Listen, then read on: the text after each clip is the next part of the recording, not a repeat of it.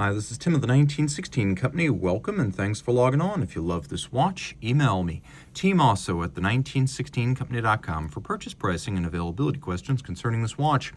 And this watch is the Vacheron Constantin Historiques 222, part of the historical collection of classic reeditions. This version of the 222 in steel launched for the 270th anniversary of Vacheron Constantin in 2025.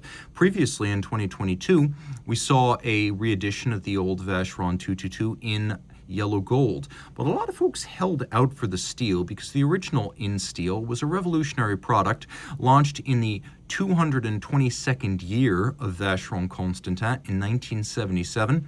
It was in the vein of work by Gerald Genta and others during the 70s, but the original 222 was designed by a young Jörg Heisek. And in fact, it was never formally referenced 222. 222 was the name of the watch because of the age of the company. The original model in its full-sized iteration was the reference 44018, and this is reference 4200H. Interesting fact, the Heisek family still in watches today. Jörg Heisek Jr. works for us at Debetun. You could see the timepiece in my hands is very true to the original. It's really only on the case back that you start to realize this is a modern watch, and good on them for not going with fauxtina. But in steel, this watch is 37 millimeters in diameter, 8.2 millimeters thick, and if you measure it lug to lug, it is 45.7 millimeters. If you measure the first link of the bracelet on each side, the total distance across the wrist is 46.9, and I think that's probably the best number for representing the distance across the wrist. On my wrist, it's beautiful. It's flat. It's comfortable. You can see it sits super flush. You could easily wear this on a wrist as small as 14 centimeters circumference and maybe even 13.5, although there were smaller versions of the original 222.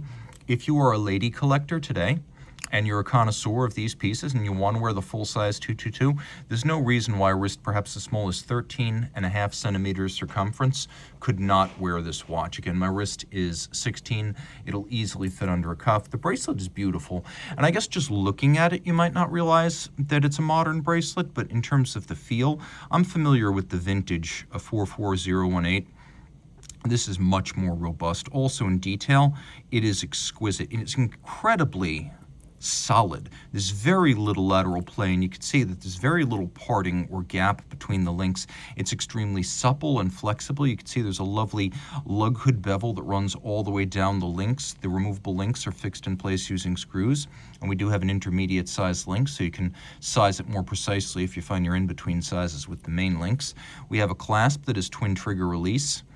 Perhaps this is the only place where the watch feels a bit generic. The internal clasp seems like something you'd find on a lot of other watches, but once closed, it's very secure, and that's the important thing. We've got the Maltese cross, the logo of the brand. A pre-owned timepiece, so you can see there's a little bit of burnishing on the bottom, but the watch is in excellent condition. The nice thing about the clasp is you really do have to press both triggers to open it up, so it gives you security even if the clasp mechanism itself is not beautiful. The case is nuanced and handsome. You can see it's thin, which is a quality that's somewhat lacking on the latest versions of the Overseas. You might ask, why have both in the catalog at the same time? And they really serve different purposes. This is more formal, this is more vintage inflected. This is a watch that is really true to history, whereas the Overseas is sort of an imagination of what the 222 might have become had it stayed in production through the decades. Now you can see that there's a little bit of an expanding bevel on the underside of the lug, which is something I've never seen on this type of watch. I'm familiar with these little flares on the lug hoods where the bevel expands as it moves towards the end. That's a lovely sort of asymmetrical flare because it flares on the crease of the lug hood, but then it diminishes towards the end and diminishes towards the mid-case.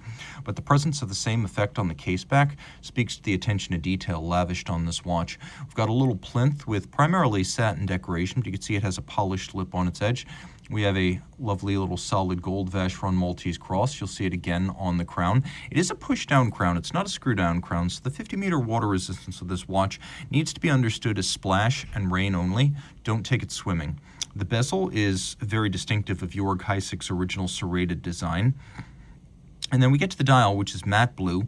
You can see there are no seconds displays on this watch, but it does still have the hacking function, so you can actually stop the movement. And I really appreciate that Vacheron recreated the original dial fairly faithfully, but they didn't go with fauxtina here. One element that adds a little bit of a sheen of luxury is that the inner bezel is mirror polished as it faces the dial. That's an element I always look for on really nicely thought out watches. We'll turn off the light, and you can see there's plenty of lume. We've got a Maltese cross logo, matte black, or I should say matte blue dial.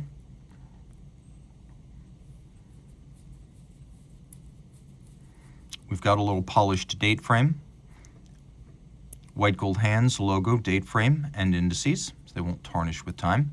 The crown has a intermediate setting position.